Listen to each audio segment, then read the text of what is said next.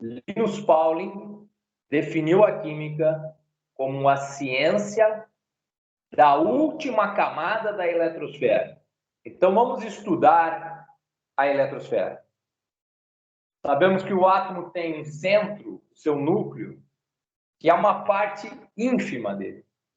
A maior parte do átomo é sua eletrosfera, e lá na sua eletrosfera houve um cientista chamado Bohr que estudou a eletrosfera um pouco mais do que o seu antecessor Rutherford e descobriu que a eletrosfera é dividida em camadas, camadas ou níveis, níveis de energia.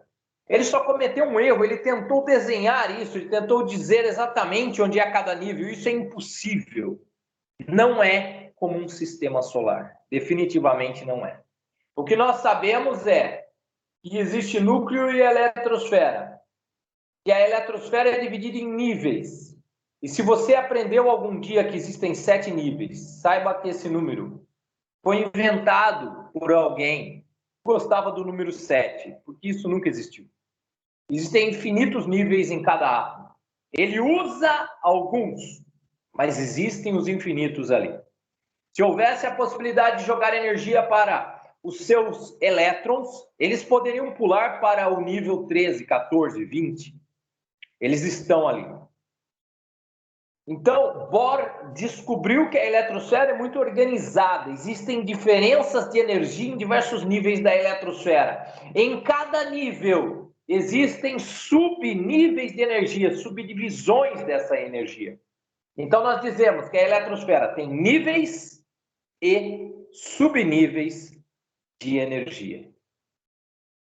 Repare onde Linus Pauling, cientista que veio, portanto, depois que Rutherford falou que a eletrosfera é a maior parte do átomo, depois que a gente já sabia que o átomo é praticamente vazio, né? E a maior parte dele é a eletrosfera, e ali é o quê? É só energia.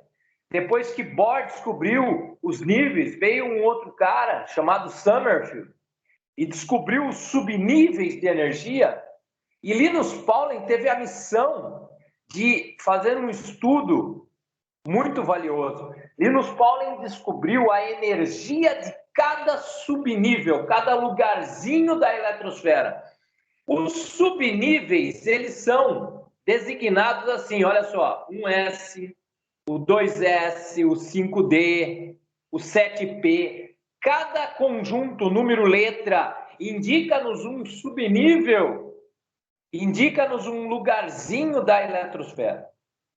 Um elétron não pode ir para a eletrosfera onde ele quiser. Se ele chegar numa eletrosfera, ele vai buscar aquele lugarzinho de menor energia possível, porque isso é uma lei do universo. Sempre gastar a menor energia possível. Quando Linus Pauling colocou isso em ordem crescente de energia, porque ele calculou a energia de cada lugarzinho desse. Então, surgiu o diagrama de Linus Pauling, uma maneira didática que Linus Pauling colocou para que as gerações futuras pudessem ter um mapa para usar na hora de fazer a distribuição de elétrons numa eletrosfera. Veja, você, além de ter aqui todos os subníveis que interessam, porque lá vai no nível 6, só vai até o 6D. Existe o 6F e o 6G. Existe. Existe o 6H também. Mas por quê? Aqui só estão aqueles que realmente nós usamos para os átomos conhecidos. Olhem o diagrama de Linus Pauling, portanto. Esse diagrama é o seu mapa quando você faz distribuição eletrônica. Entenda bem, cada subnível tem um número máximo de elétrons que cabe lá dentro dele. Se um subnível for do tipo S, lá cabem 2 elétrons. Se for do tipo P, cabem 6, do tipo D, cabem 10, do tipo F, cabem 14. É o número máximo de elétrons que cabe em cada subnível. Olhe de novo. Se você está passando pela eletrosfera, você primeiro vai ter que passar pelo subnível 1S. É aqui que começa toda a distribuição eletrônica. Lá, quantos elétrons cabem? Lembre-se, se é do tipo S, cabem 2. Para onde eu vou depois? Quando você chega na ponta de uma flecha, você deve ir imediatamente para o início da outra flecha. E deve seguir a flecha, deve seguir essa linha vermelha que eu estou indicando. Você vai para o 2S. Quando você passa pelo 2S, você chega na ponta de uma flecha, você tem que seguir lá para trás da outra flecha. Vai descendo, você vai passar pelo 2P. Depois pelo 3S. Você vai chegar na ponta de novo. E você vai seguir novamente lá para trás da outra flecha. Olha por onde você vai passar, pelo 3P. Depois, não pule para o 3D, você tem que seguir o caminho é o 4S. Esse caminho não surgiu à toa, Linus Pauling. Ele descobriu que dava para mostrar dessa forma, para facilitar. Mas o que está embutido aqui é que cada subnível tem uma energia. E aqui os subníveis estão apresentados em ordem crescente de energia, do menor para o maior. Entende isso? Do menor para o maior. Se você quiser colocar os subníveis e os elétrons de cada subnível para um determinado átomo, você vai seguir o diagrama de Linus Pauling. E como faremos isso?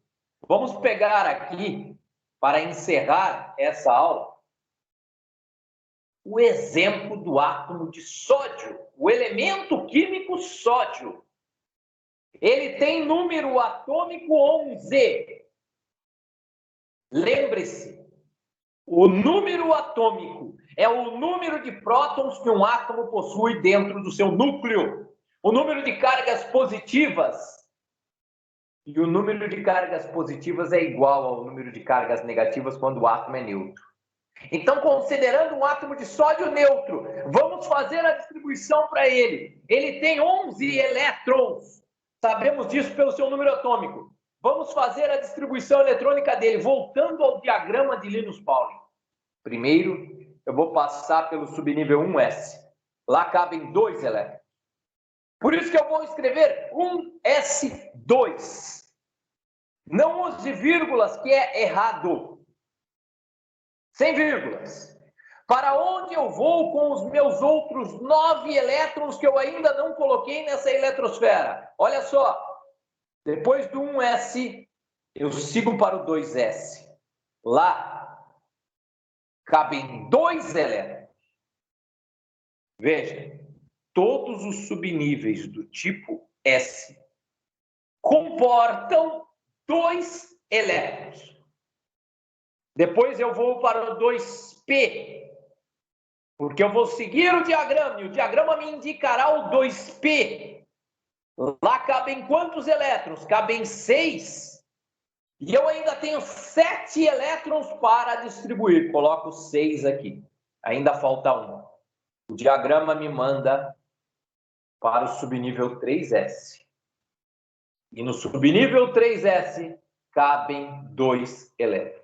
É como um quarto que tem 2 camas. Aí você vai dormir, só está você no quarto. Você não vai ocupar as 2 camas. Porque só tem você. Então você não precisa colocar o número máximo de elétrons. Você coloca o que você tem. Se você tem menos, você coloca menos. Então no subnível 3S vai entrar 1 elétron. Repare, existe a descrição do subnível em que você está. E aquele número que aparece em cima da letra, como um expoente, é o número de elétrons dentro daquele subnível. O que podemos extrair disso? A tabela periódica é dividida em blocos. Se você olhar dessa forma aqui. O subnível mais energético pois você está em ordem crescente de energia. Então, o subnível mais energético aqui é o 3S. Ele te indica o bloco da tabela em que o elemento está. De fato, o sódio está bem aqui onde eu aponto com a seta. O que mais? O nível de valência me diz o período em que o elemento está na tabela. O que é nível de valência? Repare, você passou pelo nível 1, pelo nível 2. E o maior nível que foi atingido nessa eletrosfera do átomo de sódio é o nível 3. O maior nível que se atinge numa eletrosfera é o que chamamos de nível de valência. Ele indica o período em que o cara está na tabela. Repare, o que é período? A tabela tem linhas. Essas linhas são os períodos. Sódio está no terceiro período, de fato, terceira linha. O que mais? No nível de valência existe um número de elétrons, que eu chamarei número de elétrons de valência. Olha só, o número de elétrons do nível de valência aqui é igual a 1. O que isso me diz? Me diz o número da família onde o cara está na tabela. Volte comigo. Existe na tabela periódica colunas. Existem colunas mais altas e mais baixas, que são essas rosas aqui. As colunas são as famílias. As mais altas são do tipo A. As mais baixas são do tipo B. É A e B no mundo inteiro. Na língua portuguesa tem essa facilidade, né? A de alta, B de baixo. É coincidência.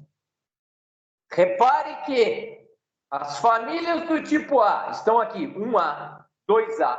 A 3A está lá na outra ponta. Pula as Bs. 4A, 5A, 6A, 7A e termina com a 8A, conhecida como família dos gases nobres. Para finalizar, então, essa aula, observe. O elemento químico sódio tem um elétron na última camada.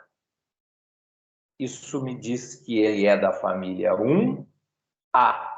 E, de fato, se eu olhar na tabela periódica o elemento sódio e olhar lá em cima, estará escrito 1A. Também conhecida como família dos metais alcalinos, todos explosivos em água.